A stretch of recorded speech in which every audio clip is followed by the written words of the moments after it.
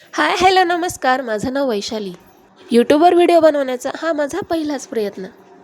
तुम्हाला माझ्या व्हिडिओमध्ये फक्त आणि फक्त गावाकडची साधी लाईफस्टाईल बघायला भेटेल. चला मग सुरू करूया माझ्या पहिल्या व्लॉगला. Let's start. तर ही माझी 2 वर्षाची मुलगी काव्यश्री.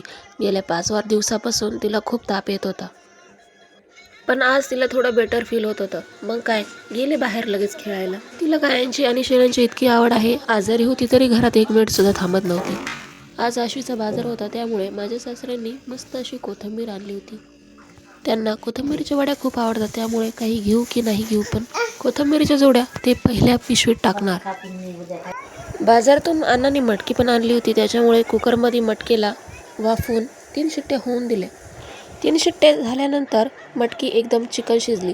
परंतु माझ्या मुलीला शिजवलेली मटकी खूप आवडते, त्याच्यामुळे मम्मा मला मटकी दे असं म्हणत तिनं हट्ट धरला.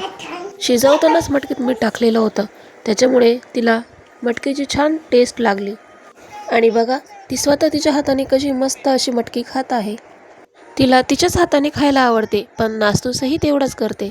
अजून चपाती आणि भाजी तिला तिच्या हाताने नीट खाता येत नाही, त्याच्यामुळे मलाच तिला खाऊ घालावे लागते. पण अशी मटकी, भेळीतल्या पापड्या ती तिच्या स्वतःच्या हाताने खाते. 5 दिवसापासून ताप येत होता, त्याच्यामुळे तिनं व्यवस्थित जेवणही केले नव्हते. तुम्ही बघू शकता मटकी किती छान प्रकारे शिजली आहे. मटकी बनवण्यासाठी इथे मी तव्यावर 1 कच्चा कांदा, अर्धा टोमॅटो, कढीपत्ता, कोथिंबीर, धने आणि खोबरं मस्त भाजून घेतलं. आणि आलं लसूणची सेपरेट पेस्ट करण्याच्या ऐवजी आलं आणि लसूण मी त्याच्यातच भाजून घेतलं आणि मिक्सरमध्ये त्याची घट्ट असं वाटण करून घेतलं. कढईत तेल तापायला ठेवून त्यात मटण मसाला, मटकी मसाला, लाल मिरची आणि कोथिंबीर मसाला आपण जे वाटण वाटून घेतलं ते त्यात ॲड केलं. ते वाटण पूर्ण तेल सोडूपर्यंत एकदम चमच्याने असं फिरून घेतलं. त्या वाटणाने तेल सोडल्यानंतर ती शिजवलेली जी मटकी होती ती त्या कढईत टाकली आणि गरजेनुसार 1 ग्लास पाणी टाकलं.